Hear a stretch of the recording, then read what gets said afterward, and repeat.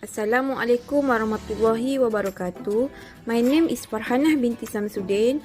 My topic for my video presentation today is about the photosynthesis.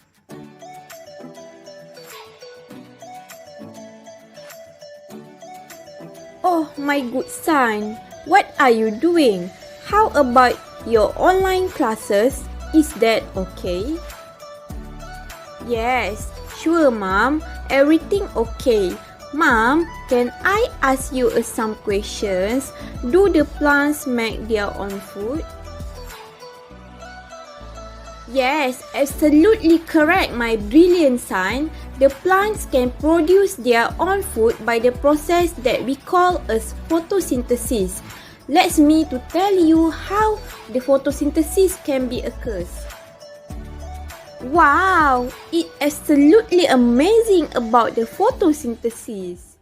In order for plants to grow, they need inputs of carbon dioxide, water, and energy. The chemical process by which plants use these resources to manufacture glucose, the building blocks of plants, is called photosynthesis. In the process, oxygen gas is produced as a byproduct. The energy for photosynthesis originates in the sun and arrives at the earth as sunlight. This light has both a wave and a particle nature. The particles, or photons, are the smallest units of light. Photons oscillate along a path, which is measured as wavelengths. The light emitted from the sun contains photons in a wide spectrum of wavelengths, called the electromagnetic spectrum. Photosynthetic organisms use only a small portion of the electromagnetic spectrum, called visible light. Photosynthetic organisms contain pigments that facilitate the capture of wavelengths of light in the visible light range. The color of the pigment comes from the wavelengths of light reflected. Plants appear green because they reflect yellow and green wavelengths of light. Red and blue wavelengths of light are absorbed by these pigments and provide the energy that is used for photosynthesis. Within eukaryotic photosynthetic organisms, also known as photoautotrophs, the chemical reactions of photosynthesis occur within plant cells in specialized structures known as chloroplasts. Photosynthesis consists of two sets of reactions, the light-dependent reactions and the Calvin cycle. Within the chloroplast are small disc-like structures called thylakoids, which are surrounded by a fluid-filled space called the stroma. The reactions that synthesize glucose, the Calvin cycle, occur in the stroma. The light-dependent reactions occur in the thylakoid. It is here that conversion of light energy to chemical energy is initiated. In most photosynthetic organisms, thylakoids contain pairs of photosystems, called photosystem 1 and photosystem 2, that work in tandem to produce the energy that will later be used in the stroma to manufacture sugars. The photosystems of the thylakoid consist of a network of accessory pigment molecules and chlorophyll, the molecules that absorb the photons of light. Within the pigment molecules, the absorbed light energy excites electrons to a higher state. Photosystems will channel the excitation energy gathered by the pigment molecules to a reaction center chlorophyll molecule, which will then pass the electrons to a series of proteins located on the thylakoid membrane. Photons of light strike photosystems 1 and 2 simultaneously. We will examine what happens with the photons striking photosystem 2 first.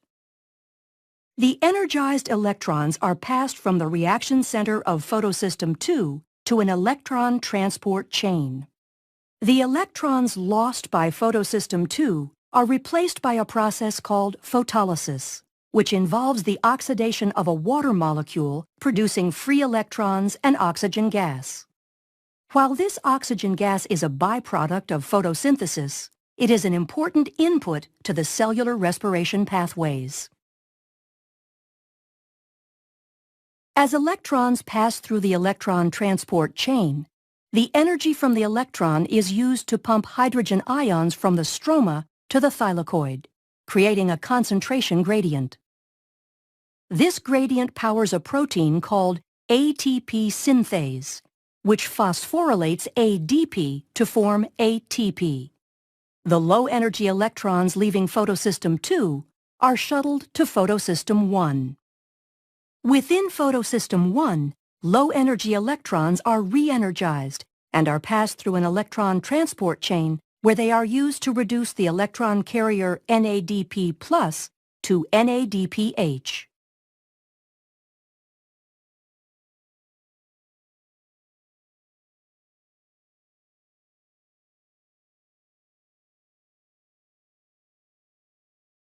When the chloroplast is receiving a steady supply of photons, NADPH and ATP molecules are rapidly being provided to the metabolic pathways in the stroma.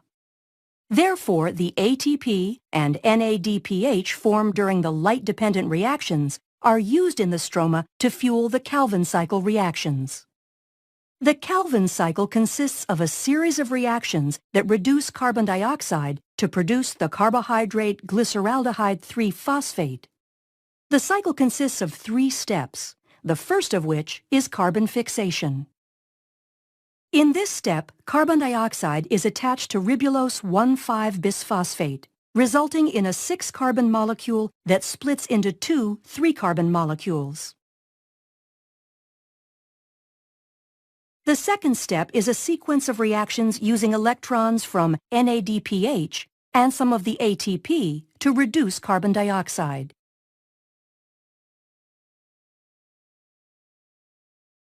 In the final step, ribulose 1,5-bisphosphate is regenerated.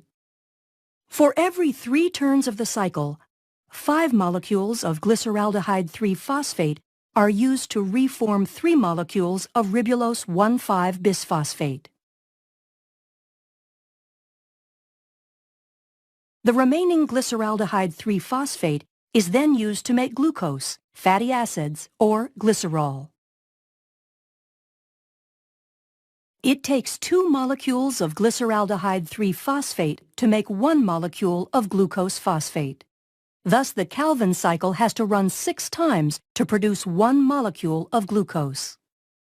These molecules can remove their phosphate and add fructose to form sucrose, the molecule plants use to transport carbohydrates throughout their system. Glucose phosphate is also the starting molecule for the synthesis of starch and cellulose.